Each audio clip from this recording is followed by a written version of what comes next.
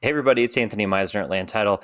I came to bring you your first to know update for the month of February. So here as things have wrapped up, we get our conclusion and it is kind of what you would expect, a February with a slower volume of business. It really depends on what sells to where your average sales price lands. So you can see we're up about 6.9% from this time last month, and we're down about 4% from this time last year. But that doesn't necessarily mean that real estate prices have dropped in Boulder County. Now, they have settled a little bit, but look at the median. We're down 5.5%, which actually looks a little bit worse than the average. Now, we have a couple of ways to look at a second glance at this, but let's look at condos first because condos look quite a bit worse than what the detached single family homes look like if you compare it to last year. But month over month, the median in condos went up 11%. So that's a really good sign. Our second check is always that average sales price per square foot.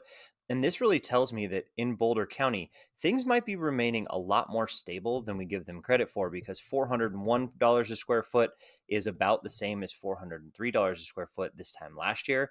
And that looks like we're kind of back in the norm of what you would expect if you kind of took an average over the year.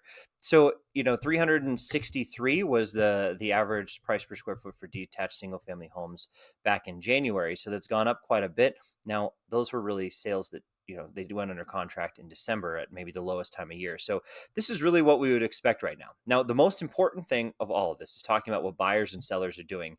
So if you look at the supply of inventory slightly dropped a little bit last month, even though we had 410 new listings come on the market.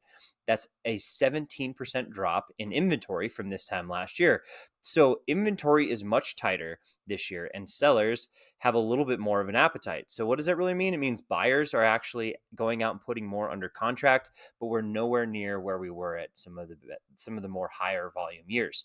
We are definitely better than where we were a year ago, so that's a really good sign for the market. But with these interest rates staying a little bit higher right now, it's creating less buyers in the marketplace than maybe you would have expected, but definitely better than where we were a year ago.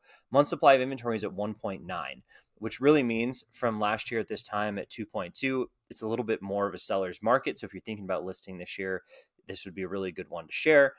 And lastly, the market activity. So the speed of the market, those days in MLS are at 50, very similar to where we were this time last year at 47, much better than where we were a month ago, almost a week less on the market on average.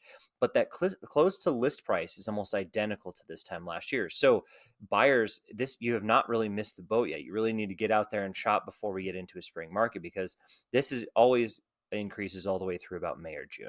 So if you have any other questions or you have any other concerns on the market, I'm Anthony at Land Title. Please reach out to me with any other data needs. We'll see you next time.